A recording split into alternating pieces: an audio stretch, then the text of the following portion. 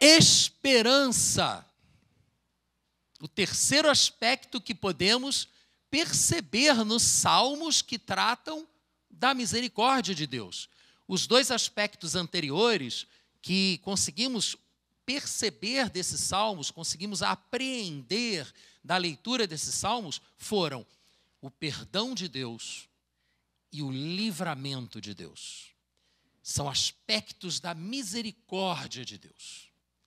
A esperança, por sua vez, é um sentimento tão poderoso que nós tivemos uma série inteira, 8 domingos, só sobre a esperança. Abril e maio estão lá no nosso canal do YouTube, se você quiser dar uma revisada. Mas hoje, o foco é a esperança nos Salmos.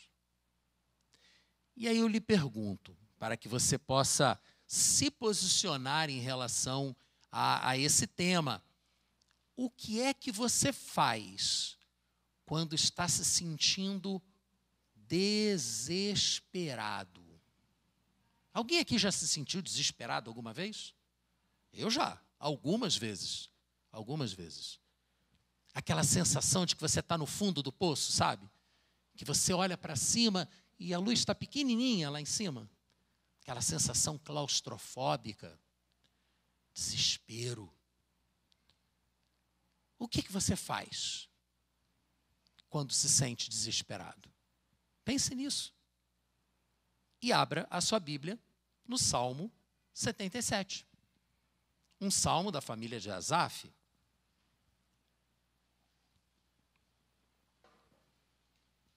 Asaf, que era líder de adoração do rei Davi. Vamos ver o que ele diz para nós. Clamo a Deus por socorro, clamo a Deus que me escute. Quando estou angustiado, busco o Senhor. Pronto, já está aí a dica que o salmista está dando para você. Quando você estiver se sentindo angustiado, desesperado, clame a Deus por socorro, clame ao Deus que te escuta. E ele diz que busca o Senhor. De noite, estendo as mãos sem cessar, a minha alma está inconsolável. Lembro-me de ti, ó Deus, e suspiro. Começo a meditar e meu espírito desfalece. Não me permites fechar os olhos, tão inquieto estou que não consigo falar. Fico a pensar nos dias que se foram, nos anos há muito passados. De noite, recordo minhas canções. E o meu coração medita e meu espírito pergunta. Vejam só o nível de angústia desse homem de Deus. Irá o Senhor rejeitar-nos para sempre? Jamais tornará a mostrar-nos o seu favor? Desapareceu para sempre o seu amor? Acabou-se a sua promessa? Esqueceu-se Deus de ser misericordioso? Em sua ira refreou a sua compaixão? Que sinceridade, não é mesmo? Você tem coragem de ser sincero assim diante do Senhor? De dizer que está se sentindo angustiado, se sentindo rejeitado? Não está mais sentindo a ação de Deus na sua vida? Pois ele teve coragem de fazer isso. E é isso que Deus espera de nós. Por exemplo, quando o profeta Elias entrou em depressão, uma estafa física o jogou numa depressão emocional. Depois de descansar um tempo, Deus fez ele descansar um tempo, dormir, se alimentar, descansar. Depois disso, Deus o chamou e disse para ele, abra o teu coração. E ele rasgou o verbo. O Senhor me abandonou, eu sou o único que sobreviveu. E depois Deus mostrou para ele que ele estava meio enganado. A visão dele estava um pouquinho deturpada. Vários outros não tinham dobrado o joelho a Baal. Ele não era o único. Mas é a nossa perspectiva. quando a gente está lá no fundo do poço, a gente se sente sozinho, a gente se sente abandonado. E foi exatamente isso que aconteceu com o autor desse salmo. Isso é natural e isso é necessário. Só que você não pode parar aí. Você não pode parar no clamor, na exposição aberta a Deus da sua questão.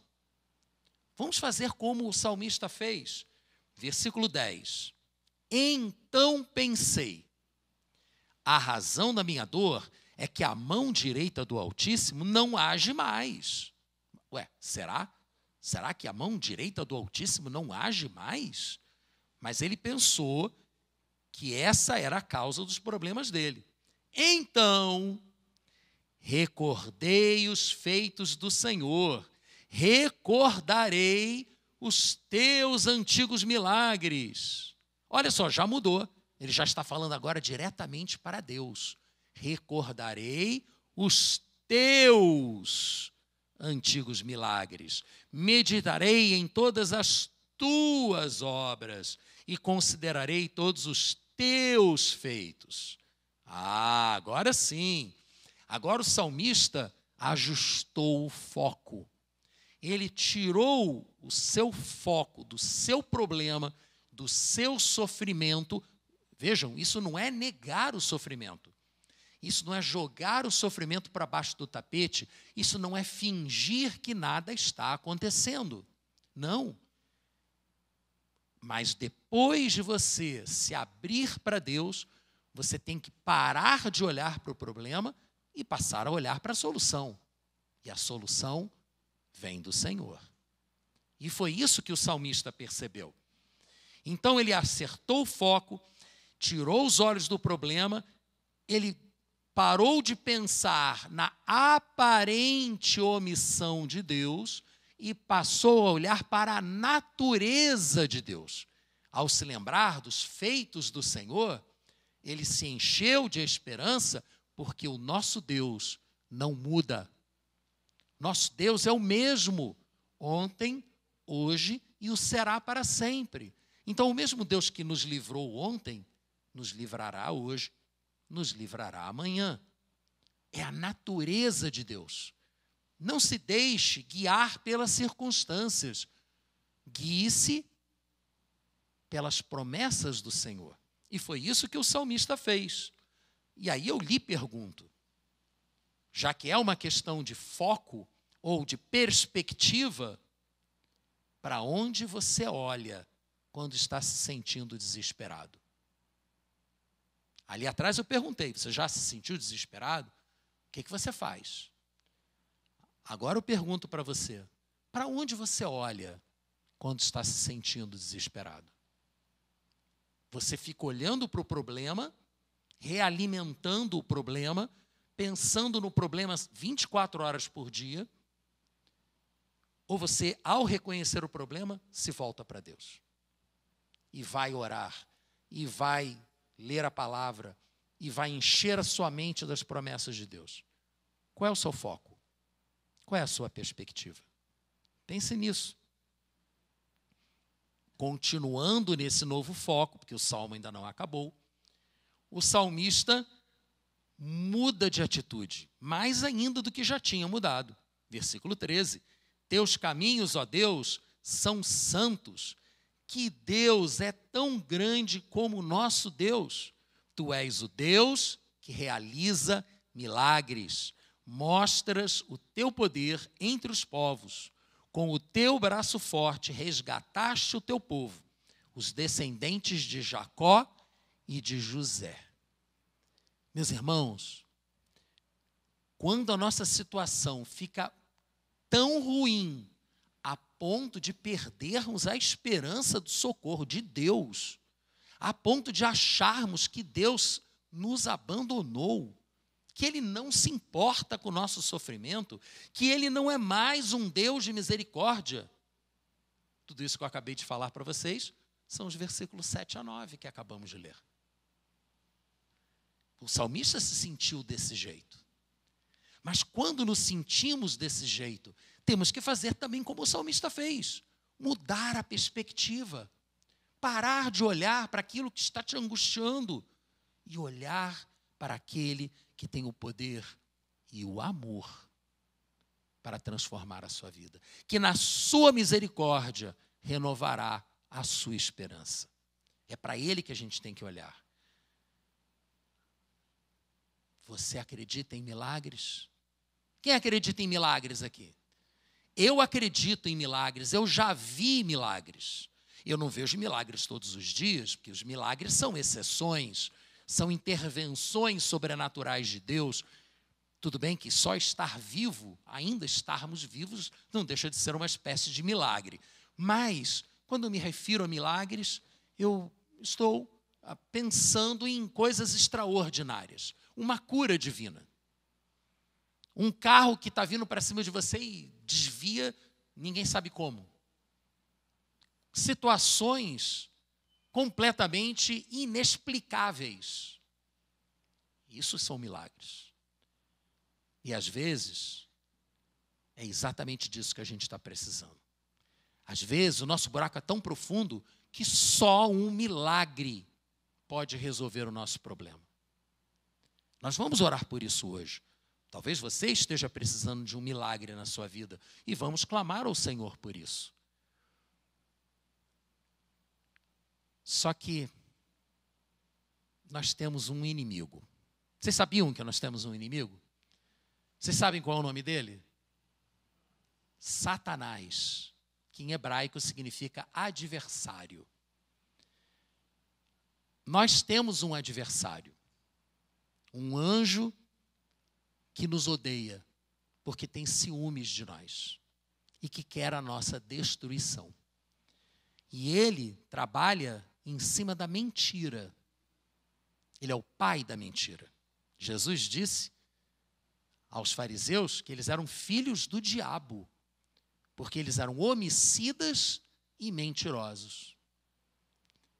Desconfie de qualquer ideologia que utilize a mentira como método. Desconfie de pessoas que mentem que nem sentem. Desconfie. Sabendo disso ou não, o fato é que estão servindo ao inimigo, ao adversário, a Satanás, o diabo, o pai da mentira. E uma das mentiras do diabo é tentar nos convencer de que não há mais solução para nós. Não há mais salvação. Já era, acabou. Agora não dá mais. Você já errou muito, Deus já te perdoou muito. E você continua errando? Não, desiste. Mas isso é mentira de Satanás. Não há pecado que não possa ser perdoado. Disse Jesus que o único pecado para o qual não havia perdão era o pecado contra o Espírito Santo. Pelo simples fato de que quem nos convence do nosso pecado, da justiça de Deus e do juízo que virá, é o Espírito Santo. Se você expulsa o Espírito Santo da sua vida, você permanecerá nos seus pecados, porque você não se arrepende, você não consegue se arrepender, e se você não se arrepende, você não é perdoado. Por isso que a gente tem que estar sempre sensível ao Espírito. Mas o Espírito nos alerta para os nossos pecados. O diabo nos faz sentir culpa. É difícil discernir. O que é que nós estamos sentindo? É um aperto no coração porque Deus está chamando a nossa atenção para algo errado que estejamos fazendo? Ou é o inimigo tentando nos afastar de Deus?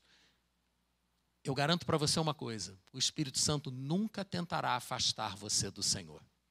Qualquer voz, qualquer percepção da realidade que insinue para você que Deus não ama mais você, que você não tem mais espaço na presença de Deus, que Deus não vai mais te abençoar, não vai mais te perdoar, tenha certeza de uma coisa: não é de Deus.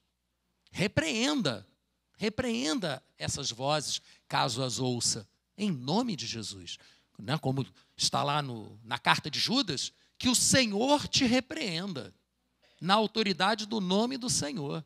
Não, o meu Deus é um Deus misericordioso. Principalmente quando a gente sabe que tem culpa no cartório. Aí a consciência pesa. E quando a consciência pesa, quando o complexo de culpa chega forte, é aí que o inimigo vem dar essas sugestões para a gente. Abra agora no Salmo 85. É um salmo dos coraitas.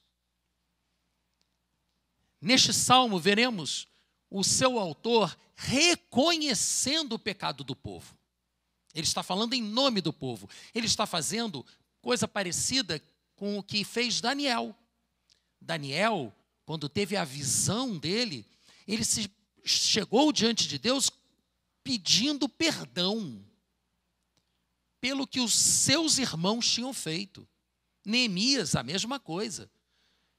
Esses homens de Deus, eles chegam diante de Deus pedindo perdão por si mesmos e pelos seus irmãos, intercedendo pelos irmãos.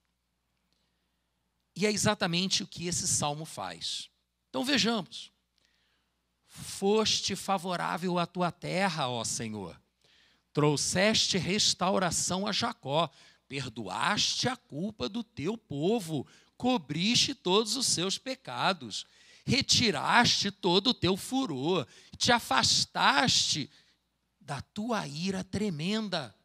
Restaura-nos mais uma vez, ó Deus, nosso Salvador.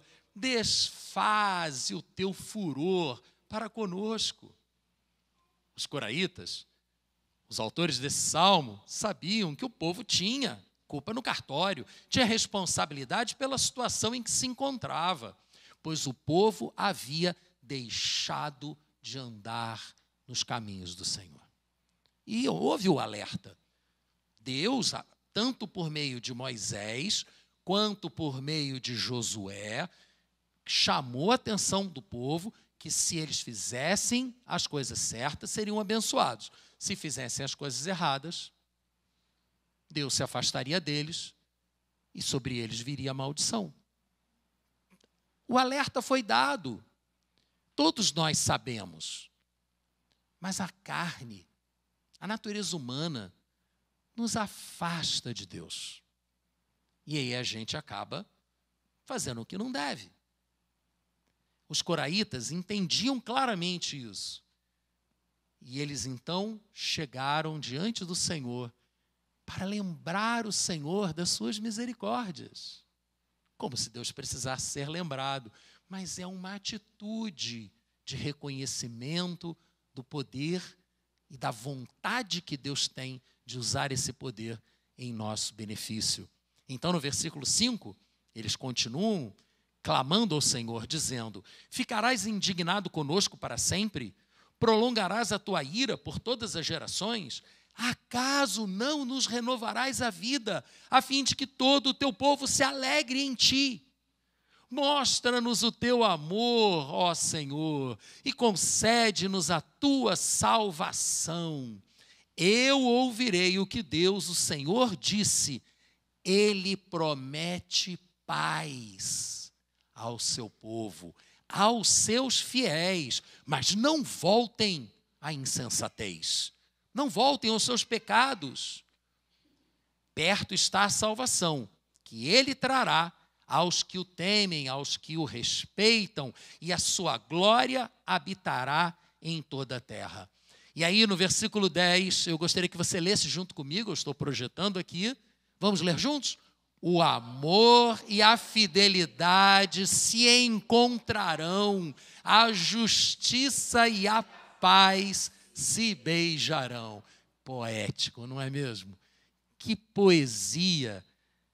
A gente não precisa ser tão poético assim nas nossas orações, mas precisamos ser tão abertos, transparentes, como esses homens estavam sendo. E ele então conclui, versículos 11 a 13, a fidelidade brotará da terra, a justiça descerá dos céus, o Senhor nos trará bênçãos e a nossa terra dará a sua colheita. A justiça irá adiante dele e preparará o caminho para os seus passos. O salmista tinha esperança, pois tinha fé na misericórdia de Deus. E tinha fé no seu amor, que cobre multidão de pecados, como disse Pedro na sua primeira carta, capítulo 4, versículo 8. O amor de Deus cobre multidão de pecados. Não importa o que você tenha feito, sempre haverá perdão se você buscar o Senhor arrependido. De certa forma, foi o que Paulo também apresentou para a gente na carta dele aos Efésios. Se você quiser abrir em Efésios capítulo 2, serão apenas 2 versículos, que eu vou ler para você, não vou projetar. Mas em Efésios capítulo 2, versículos 4 e 5, nós lemos: Todavia, Deus, que é rico em misericórdia, pelo grande amor com que nos amou, deu-nos vida juntamente com Cristo, quando ainda estávamos mortos nas nossas transgressões. Pela graça sois salvos. Aleluia.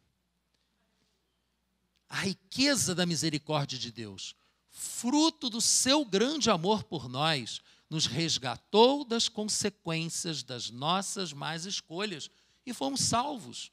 Nossa esperança é renovada a cada manhã, porque as misericórdias do Senhor se renovam a cada manhã, como eu tenho repetido aqui, Lamentações capítulo 3, versículos 19 a 21. Mas aí eu lhe pergunto, você estava quase desesperado, mas você clamou ao Senhor.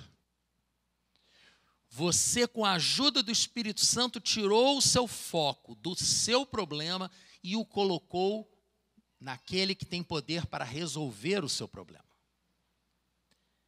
E você viu milagres. E agora? O que você vai fazer? Isso é muito importante.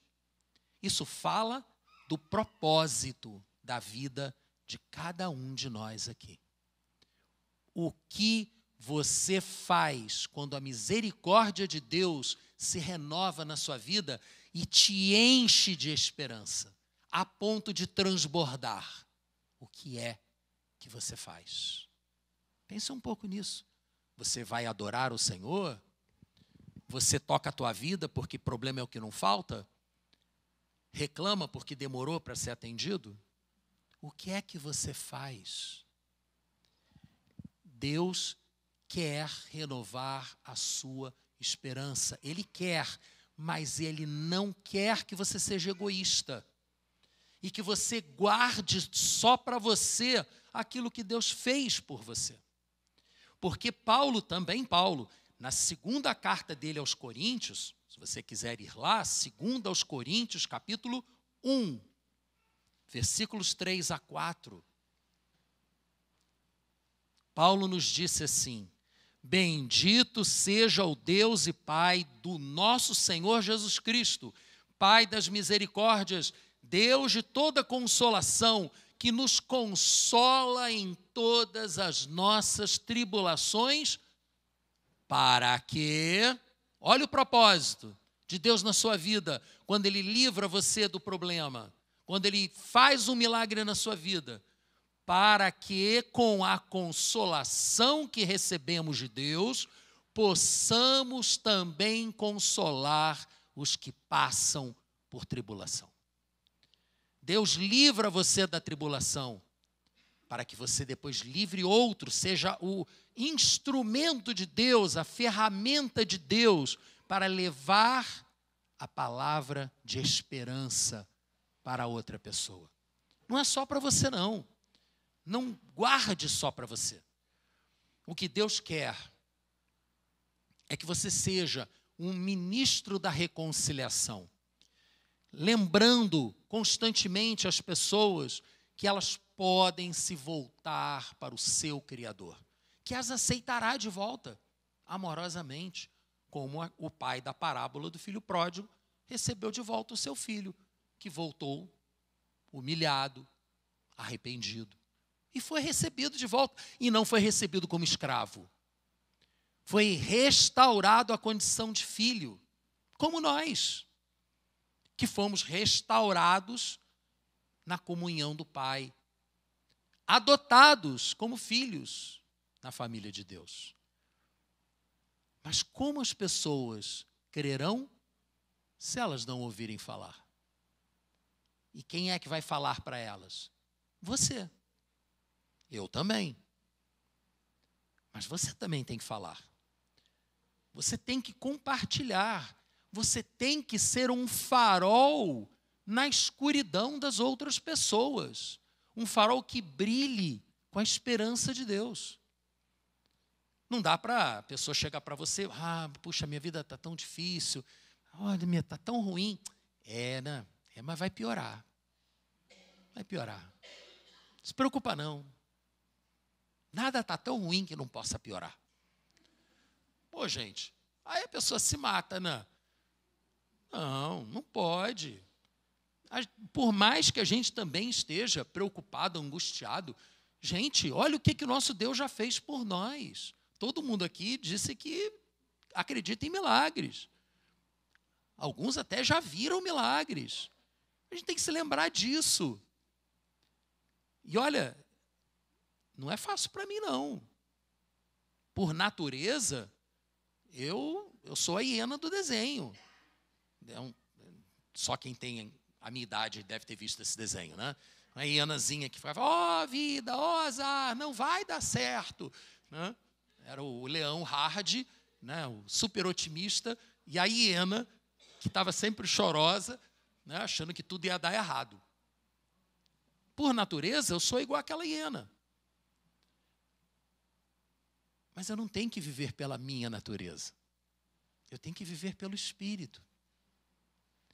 E eu tenho que buscar em Deus forças para poder ser um farol no meio da noite escura do meu irmão, do meu amigo, do meu parente, do meu colega.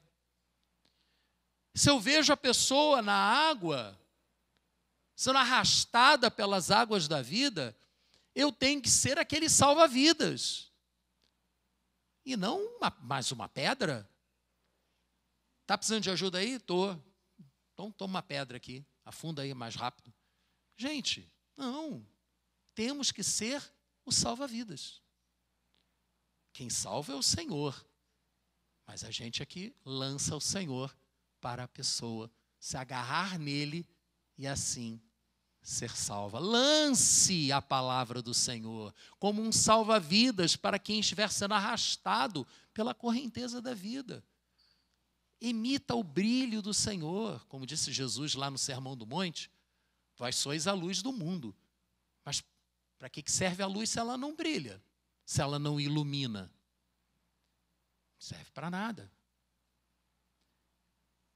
É isso que Deus quer para nós.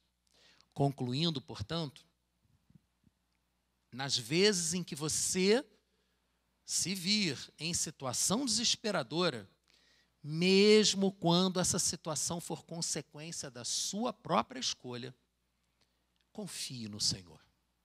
Confie no Senhor. Confie no amor de Deus, que se expressa por meio da sua misericórdia.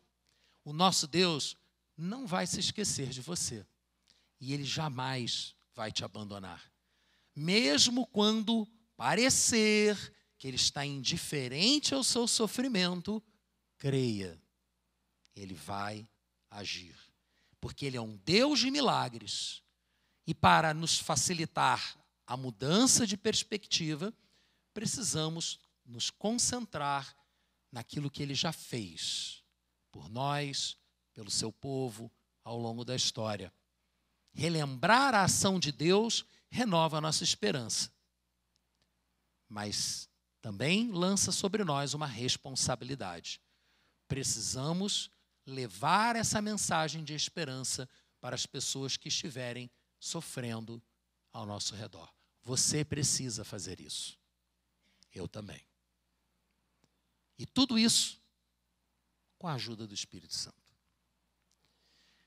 São 3 questões que eu coloquei aqui. E eu quero orar especificamente por cada uma delas. Você não precisa se identificar se não quiser. Mas eu vou lhe perguntar, você está se sentindo abandonado por Deus? Alguém? Graças a Deus, ninguém. Mas talvez você conheça alguém que esteja, nesse momento, se sentindo abandonado por Deus. Então você vai interceder por essa pessoa, junto comigo, quando eu orar. Alguém aqui está precisando de um milagre? Ah, muito bem. A nossa igreja, todo mês, precisa de um milagre. Todo mês a nossa igreja só fecha as contas se tiver milagre. Né? Como disse o Tissai, os dízimos não cobrem as nossas despesas. Então precisamos de milagres. Eu peço a Deus que abençoe a sua vida abundantemente.